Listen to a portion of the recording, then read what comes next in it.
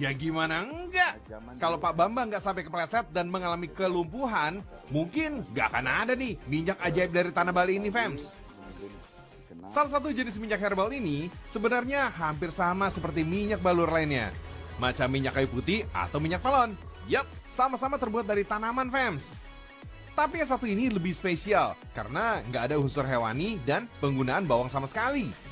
Benar-benar cuma tumbuhan yang melekat dengan sejarah obat-obatan tradisional pusaka Indonesia aja nih yang dipakai. Bukan cuma satu atau dua tumbuhan aja nih yang dipakai, fams. Konon katanya mencapai puluhan, fams. Pantes saja, mujarab bener. Saya dari hasil perenungan saya ketemu 49 bahan. Kenapa 49 bahan? Karena ada 7 kali 7. Kita menggunakan 49 bahan dari semua dari tumbuhan. Tidak ada non-tumbuh-tumbuhan.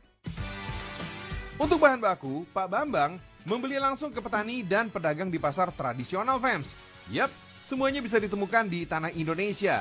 Mulai yang sering dijumpai macam kunyit, jahe dan kencur, sampai yang jarang didengar nih, seperti temu kunci dan gingseng Jawa ini, fams. Semua bahan yang termasuk umbi ini harus benar-benar dicuci bersih. Pastikan bersih dari sisa tanah yang menempel, fams. Ada kayu ulet juga tuh. Katanya tumbuhan obat asli Indonesia ini berkhasiat sebagai hipnotik loh. Itu tuh yang biasa dipakai untuk pengobatan gangguan tidur, fams.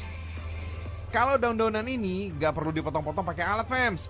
Mereka hanya perlu diremas sederhana agar minyak yang terkandung di dalamnya bisa keluar semua. Nah, fams, ini nih yang bikin minyak ini jadi ajaib. Pak Bambang punya ritual khusus untuk semua bahan-bahan yang digunakan. Wait, tenang, nggak pakai bertapa dulu kok sampai berminggu-minggu, fams. Pak Bambang ini cukup mengaduk semua bahan yang digunakan dengan tangan kosong sebelum dimasak. Harus langsung sama tangannya Pak Bambang loh ya. Cakep. Ya ada sentuhan manusia. Itu yang dilupakan di dunia industri. Jadi dia harus disayang lah. Dengan kata lain, gak akan ada proses pembuatan minyak kalau Pak Bambang sedang berada di luar Bali, fams. Wow, konon katanya sih, hasil minyak balur yang didapatkan tanpa sentuhan Pak Bambang gak sebaik minyak balur yang ada sentuhan beliau. Dari mulai tukang pijet kelas RT, naik ke kelas RW, naik ke kelas kelurahan, sampai ke kecamatan, sampai ke fisioterapi, tidak ada hasilnya. Terus pergi ke dokter juga malah saya dibebani penyakit macam-macam. Setelah saya buat, 6 bulan berikutnya saya recovery. Sisa minyak banyak, saya bagi ke teman-teman, kok teman-teman sembuh semua. Gitu. Kalau sekarang, fams, minyak balur ini udah diproduksi massal.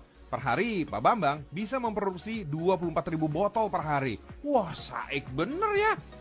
Hasil dari bisik-bisik tetangga sih, penghasilan Pak Bambang dari minyak ini seharinya mencapai 2,4 miliar rupiah, fams. Coba kalau sebulan